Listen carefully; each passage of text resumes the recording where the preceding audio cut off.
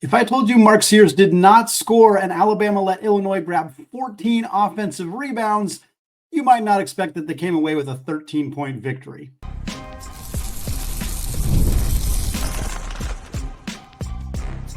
You are Locked On College Basketball, part of the Locked On Podcast Network. Your team every day.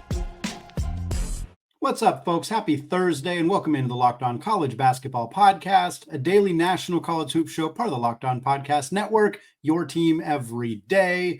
I'm your host, Andy Patton. You're joining at the place to get your college basketball content Monday through Friday, every week out of the year. Want to give a special shout out to those everyday listeners and those of you hanging out with us in the Locked On College Basketball Discord channel, and remind you all that today's episode is brought to you by FanDuel. Folks, you can start the season with a big return on FanDuel. New customers can place a $5 bet and you will get started with $150 in bonus bets if you win.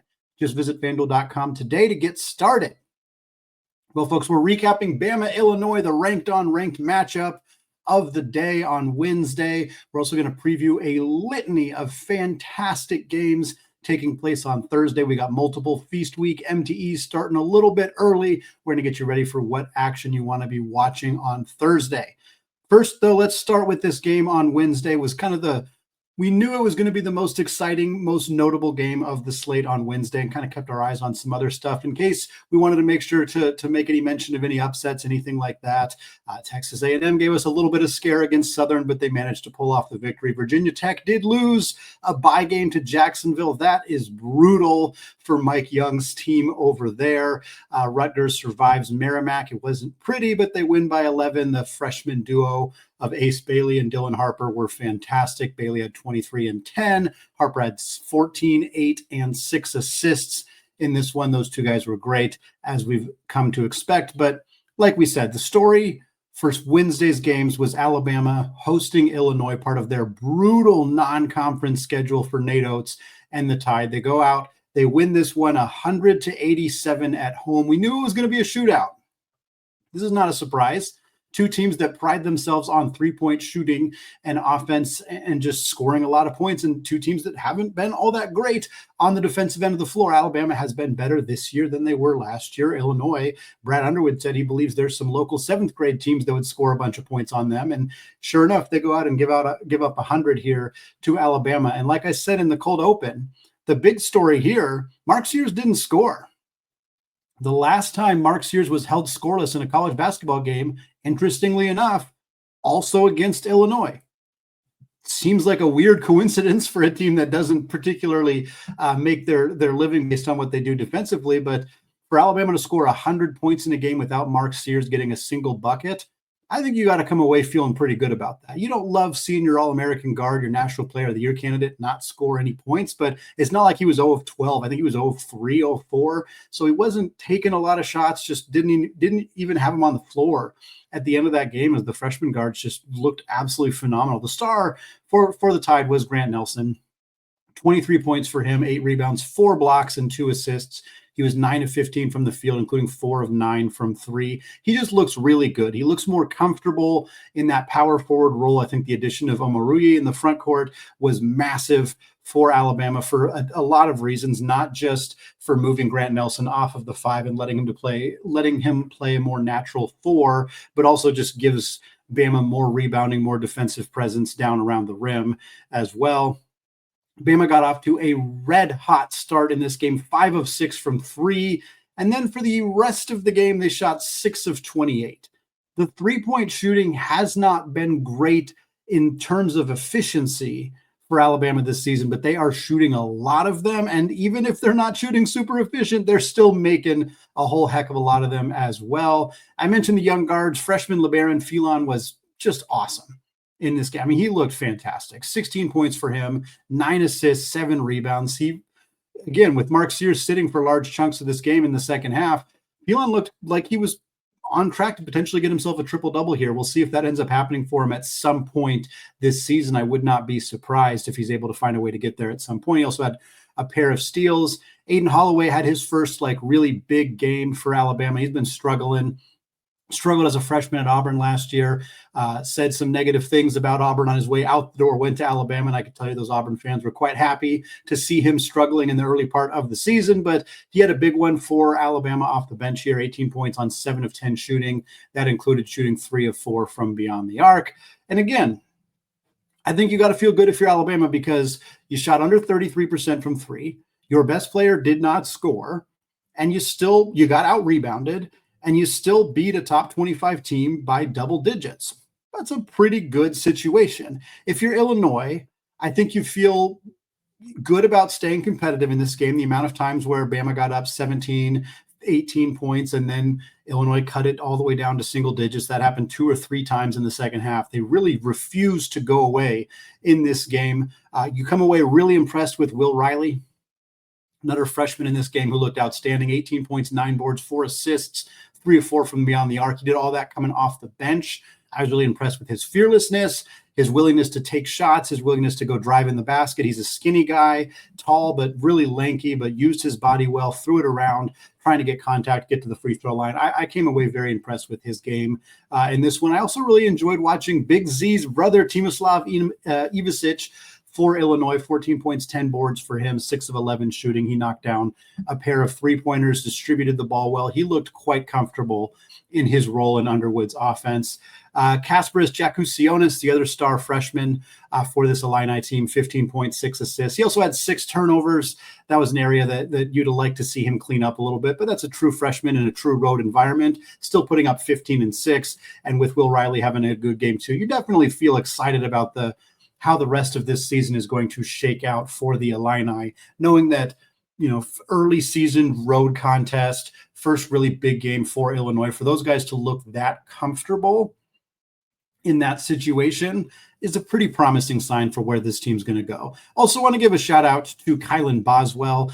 For those of you who are listeners to the show last year, Isaac and I would poke fun at Boswell a little bit at times. There was a few games where he played like 20, 25 minutes for Arizona and didn't score, didn't get any assists, didn't get any rebounds. And the move to Illinois, I know that a lot of it was Underwood hoping he would be a good on-ball point of attack defender for a team that really needed them. But he was one of the key pieces. Him and Riley really kept this Illinois team in the game in the second half. He finished with 17 points and 7 rebounds. He also had 3 assists. He knocked down shots at really critical times for Illinois to keep them in this contest. As for what it means, I think it's a good sign for Alabama, like we said, for them to win this game, score 100 points without Mark Sears needing to be the catalyst he typically is. I don't think it's overly alarming for Illinois, a young team playing a road environment, hanging tough with the team ranked higher than them in the standings. I think you feel pretty good about that. Obviously, there's things both these teams need to clean up. For Illinois, you shoot 54% from the free throw line. You leave 9 points on the board that way in a game where it was only determined by 13. You feel like, maybe we could have found a way to hit a few more there and stay in this one. But overall, I thought it was a quality early season game between 2 top 25 teams that both proved pretty definitively why they belong in that conversation. Feast week starts a little early this season with 2 really fun matchups taking place in the Bahamas on Thursday. We're going to break both of those games down coming up here in just a second. But first, folks, do you struggle to find the perfect gift during the holidays? Are you tired of wasting money on useless clutter that nobody really needs? I want to tell you about something my family recently purchased for my mother-in-law last year. Skylight Frame is a touchscreen digital photo frame your whole family will love. You can upload thousands of photos with your phone and watch them appear in just seconds. Seamless sharing, invite friends and family to easily share photos via the free Skylight mobile app or email with no account or subscription required. You can add new photos straight from your phone from anywhere. It only takes a tap on your phone to send a new photo to a frame all the way across the country. It's the fastest, easiest way to keep loved ones in the loop. They'll feel so much more connected to you. Gift mode makes it a very meaningful and personalized gift. You can preload it with memories without opening the box. Surprise them with old sentimental photos as soon as it's plugged in, and setup is super easy. And now, as a special limited time offer for our listeners, get $20 off your purchase of a Skylight Frame when you go to skylightframe.com/college. That's skylightframe.com/college. $20 off your first purchase now at skylightframe.com/college. Today's episode is also brought to you by FanDuel. Folks, get ready to tackle the NFL action this season with FanDuel, America's #1 sportsbook. because right now new customers can bet $5 and you'll get $150 in bonus bets if that bet wins. The FanDuel Sportsbook app gives you everything you need to place live bets on the NFL all in one place. When you get a hunch in the middle of a game, you can check out the latest stats, view live play-by-play, and so much more, all on the same page where you place your bets.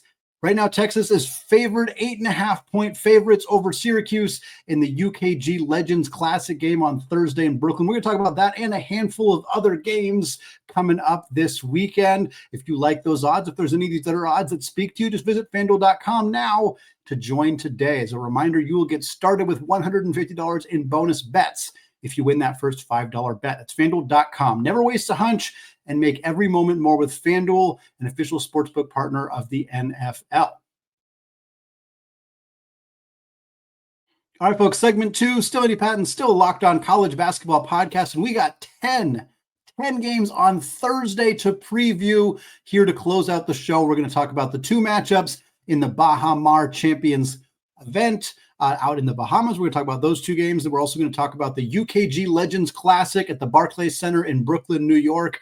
Got 2 games to talk about there. And then we're going to close out the show with the 4 matchups in the Shriners Children's Charleston Classic, and then 2 other games taking place on Thursday. The only 2 we're talking about that are not part of an early Feast Week event. But let's start with the big kahuna, the biggest 2 games that are taking place on Thursday in the Baha Mar event. Baylor taking on St. John's. That game will be at 7 p.m. Eastern time, Thursday evening on the CBS Sports Network. 2.5 hours after that, still on the CBS Sports Network, is when you'll get Tennessee taking on Virginia. Those 2 teams, or those 2 teams will then, the winners of those 2 games will play each other in the championship on Friday. The losers will play in a consolation game. Same times for those games, 7 and 9:30 Eastern time on Friday. Let's start talking Baylor-St. John's. This is an incredibly exciting matchup. As of right now, the 12th ranked team at KenPom, the Baylor Bears, taking on the 17th ranked KenPom team in St. John's. Both teams, of course, in the top 25 as well. Going to be a really fun matchup. Baylor 3-1 on the year, took that loss on the first day of the season to Gonzaga, got smacked by 38 points in Spokane, but have rebounded quite well since then. Got a win over John Calipari in Arkansas, got 2 blowout wins over in-state opponents, Sam Houston State and Tarleton State. Again, they are 12th at KenPom, 5th in adjusted offensive efficiency, 45th in adjusted defensive efficiency. The main thing for Baylor has been just getting the newcomers acclimated to this Baylor offense. The 3 new starters, Norchad Omier, Jeremy Roach, VJ Edgecombe, of course, Omier and Roach, veteran college basketball players coming over from the ACC, Miami and Duke, respectively. And then Edgecombe, the star freshman, hyper athletic, hasn't really found the shot yet, has been struggling from beyond the arc, but has showcased a lot of that athleticism. And you can kind of see he's starting to get a little bit more comfortable as the college basketball, the speed of the game is starting to just feel a little bit more comfortable for him at this point. I think the big question for Baylor is the 3-point shooting, the consistency there. We still haven't seen Langston Love, who suffered an injury and has not been on the floor. He's a 44% shooter for him last year. Jaden Nunn's been great. He's at 48% so far this year. Roach, after a slow start's up over 38% now. Rob Wright, freshman coming off the bench for them, he's been really good so far this season, and he's also shooting 37.5% from 3. St. John's 4-0 on the season, pretty sloppy in the first half of quite a few of their games, but we've seen this team kind of come out strong in the second half, pick up all their victories. Fordham, Quinnipiac, and Wagner are 3 of their wins, and then New Mexico being the most notable win that they have picked up so far, not just because it was Rick Pitino beating his son's team, Richard Pitino, and New Mexico, but still far and away the best opponent that they have played up to that point this season. Balanced team, offensive efficiency at KenPom's 22nd, defensive efficiency is 18th. RJ Luis has been their star so far, 17.5 points, just under 8 rebounds and 3 assists per game. But it's been a balanced attack for Pitino's team. They have 6 players all averaging between 8.5 and 11 points per game on this team. So you have Luis and then players 2 through 8 in the rotation. No, 2 through 7, I had it right, are all averaging between 8.5 and 11 points per game.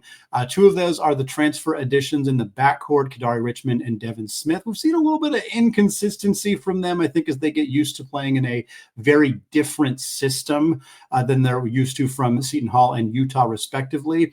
But overall, these are 2 guys who are borderline triple-double watch every single game, and we've seen that bear out in the first few games of the season. Richmond averaging about 9 points, about 7 boards, and about 6 assists per game. Smith averaging 10.5 points, 4.5 rebounds, and 5.5 assists, as well as 2 steals per game. A big issue for St. John's, fairly similar to the issue we talked about with Baylor, is whether that three-point shooting sticks around. St. John's hasn't been great yet.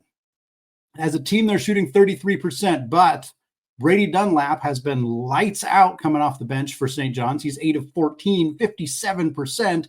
If you take him out of the mix, this team is 21 of 73, which is just under 29%. While I think the three-point shooting is going to be a big storyline in this game, my key matchup is in the front court. Norchad Omier versus Zubi Ejiofor. It's a battle of a fifth-year senior who has averaged a double-double in literally every single season he has played college basketball in Omier, going up against a absolute menace in his junior year. Zubi Ejiofor didn't play much his freshman year at Kansas, was a role player last year for St. John's behind Joel Soriano. Now he's kind of burst onto the scene, has looked a lot better in a bigger role for this team. I'll be really interested to see how Omier and Ejiofor impact this game. Prediction for me, Baylor. Give me Baylor by about 8 or so in this one. The nightcap in the Baha Mar event, Tennessee, Virginia, again, 9:30 Eastern time on the CBS Sports Network. FanDuel favors Tennessee by about 10.5 points.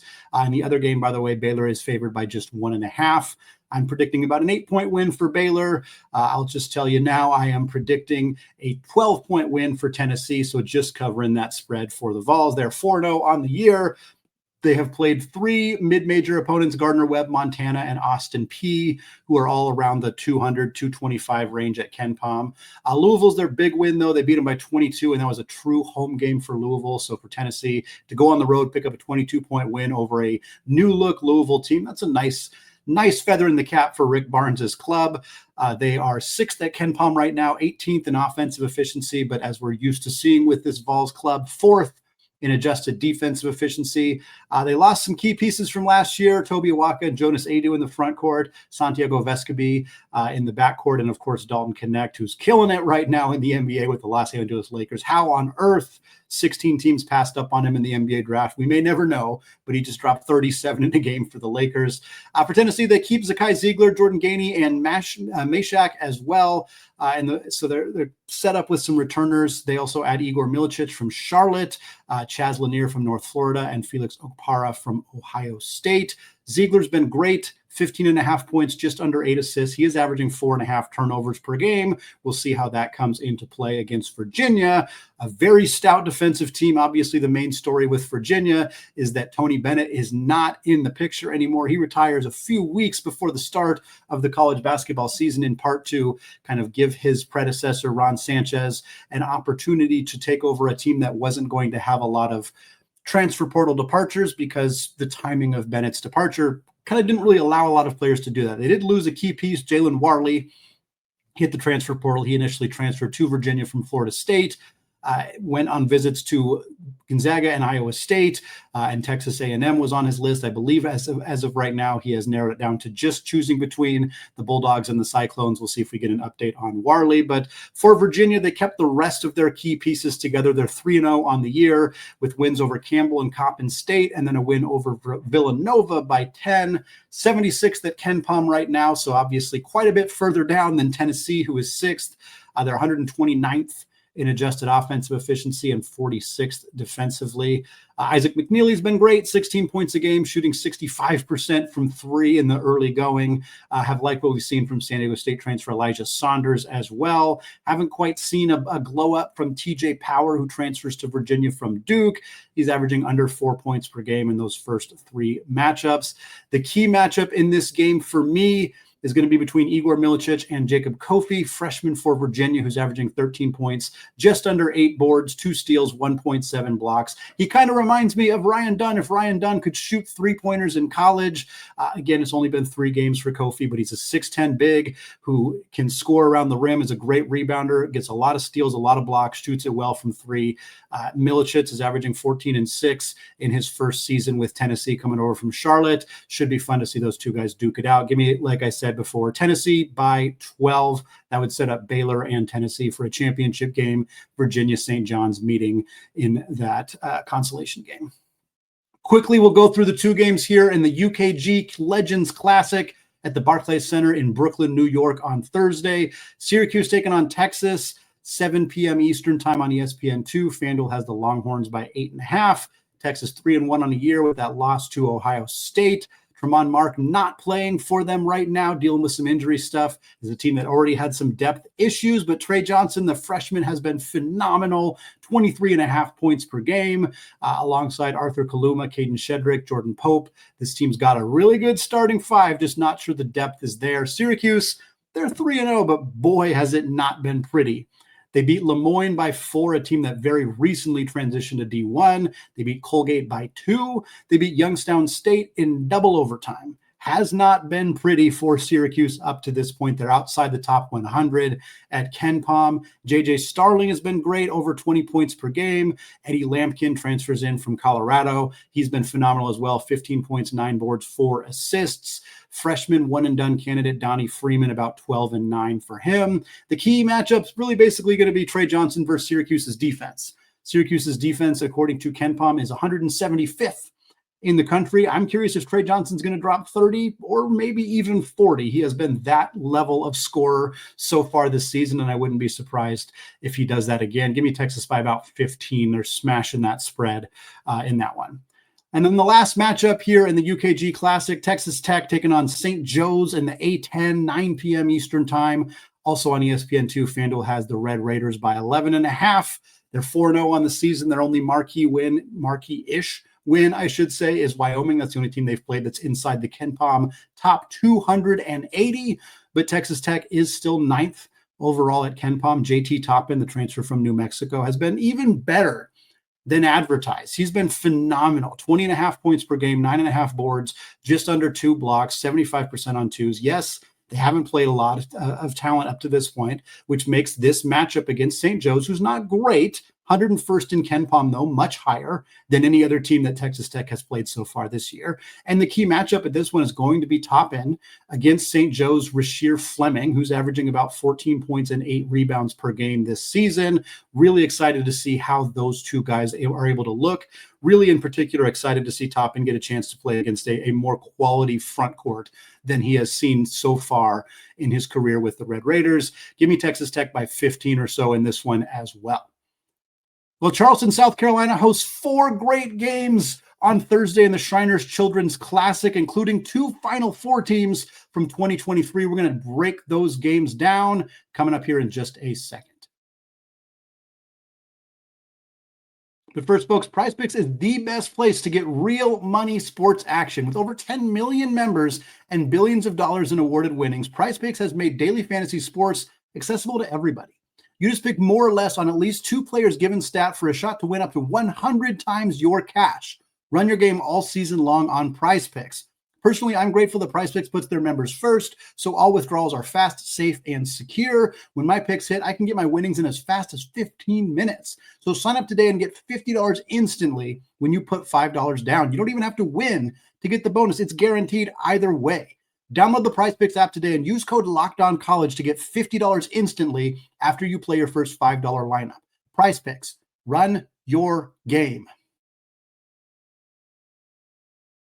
All right, folks, segment 3, still Andy Patton, still Locked On College Basketball Podcast. We got 6 more Thursday games to get you previews for, 4 of them taking place at the TD Arena in Charleston, South Carolina, as part of the Shriners Children's Charleston Classic, which is a mouthful. Try to say that 5 times fast if you can. It is a difficult one. I'll give you a quick rundown on the games.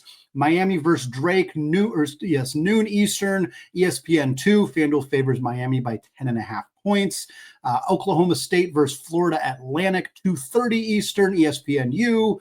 FanDuel favors the Cowboys, 2.5. Seton Hall taking on VCU, 5 p.m. Eastern on ESPN2. No FanDuel line as I'm recording this right now. And then Vanderbilt taking on Nevada, 7:30 p.m. Eastern time, ESPNU. FanDuel favors the Wolfpack by 4.5 points. Lots of fun in these matchups. Again, obviously your 2 former Final Four teams are Miami and FAU, both looking quite a bit different these days.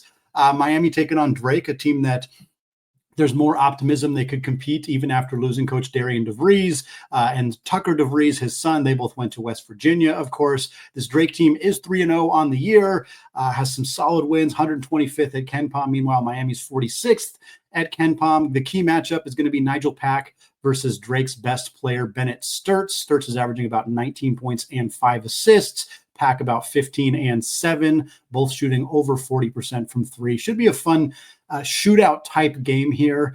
I'm looking here, and the adjusted defensive efficiency for Drake is 103, and for Miami it's 86. So neither team is particularly great on that end of the floor. Expect a lot of points in the first game of this invitational. Well, we'll see if it's a similar type of scoring outburst in the other game here, Oklahoma State versus FAU, or I should say in the next game. Oklahoma State, new coach for them. They're 3-0 on the season, 88th at KenPom. Haven't really played anybody super competitive yet. FAU has already played 5 games this season. 2 of them have gone into overtime for this team. They are 3-2 on the year. They lost to,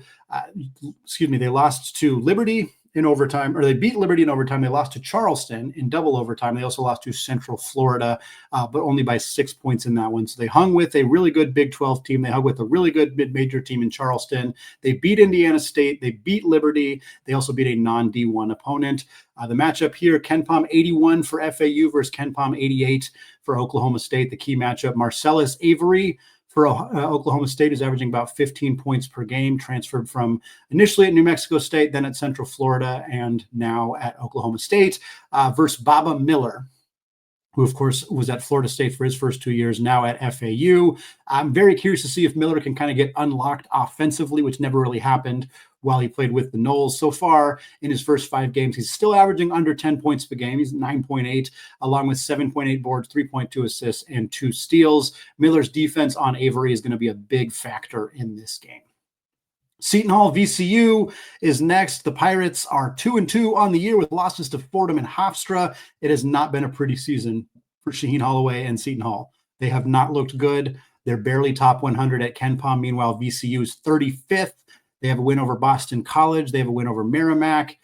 I'm feeling like VCU is going to take this one. I didn't give my previous predictions. Apologies. Miami by 9 over Drake is what I got. And then I got FAU actually beating Oklahoma State by 4.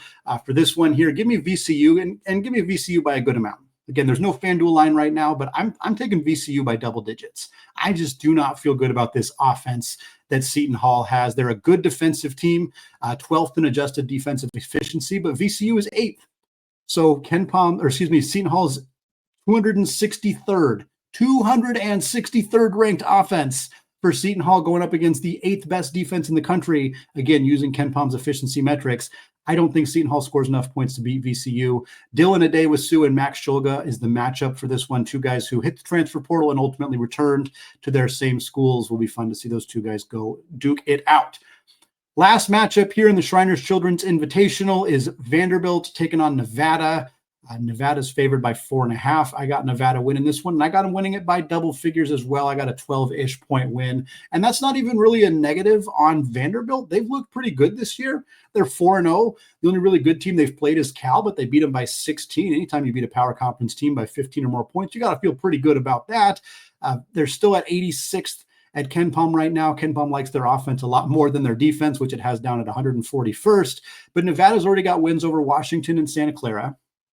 They're 38th at KenPom right now, and I just think they're the better team, and I think they're going to go out and get a W here. The key matchup, Devin McLaughlin versus Nick Davidson, the 2 6'8" forwards for each of these teams, both averaging over 15 points per game. Will be fun to see which of those 2 kind of outplays the other and how much of an impact that makes on the result here. Final 2 games, the only 2 games we're previewing on Thursday that aren't part of a bigger multi-team event. Got Memphis going out to the Chase Center, the home of the Golden State Warriors, to take on Chris Gerlofson and the San Francisco Dons. That game is at 7 p.m. Eastern time on ESPNU. Memphis is favored at FanDuel by 1.5 points. San Francisco's 4-0, though they got a nice win over a Boise State team that also beat Clemson. Memphis is 3-0. They got a couple of nice wins as well. They beat UNLV in the Mountain West, as well as Missouri, a game they were down at halftime and came back and won. Really cool of Penny to be willing to go play a mid-major team like San Francisco. It's a pseudo home game for San Francisco. It's not technically going to be a home game, but it is in San Francisco at the Chase Center. So I like seeing these kind of games get scheduled. I think it's fun to see these two teams square off, and I think it's going to be a really fun game. I'm favoring the Dons in this one, but I think it's going to come right down to it. I'd be surprised if this game's determined by more than 5 or so points either direction.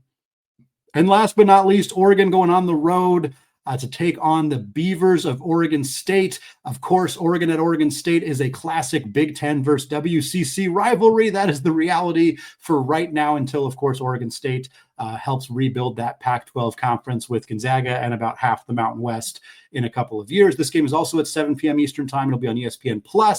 FanDuel favoring the Ducks by 6.5 points. Love that these two teams are still playing. Excited to see Gill Coliseum be rocking on Thursday evening when they host the Ducks for this one.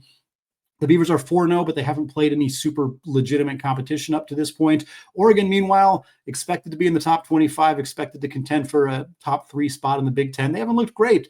They needed overtime to get past Portland, which was just not a good showing. Really inconsistent performances from the projected sophomore breakout Jackson Shellstad. Haven't really seen it from KJ Evans or Mookie Cook yet either. Supreme Cook just came back from an injury. He's going to help them out in the front court.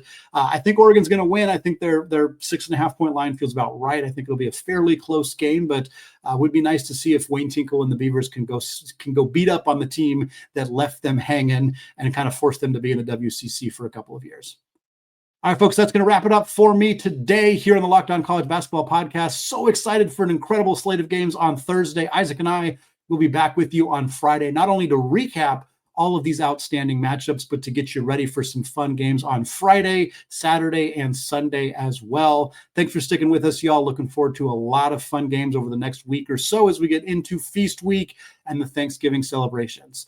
As always, apologies to the Lawyer family. Let's go Wildcats. And until Friday, peace out.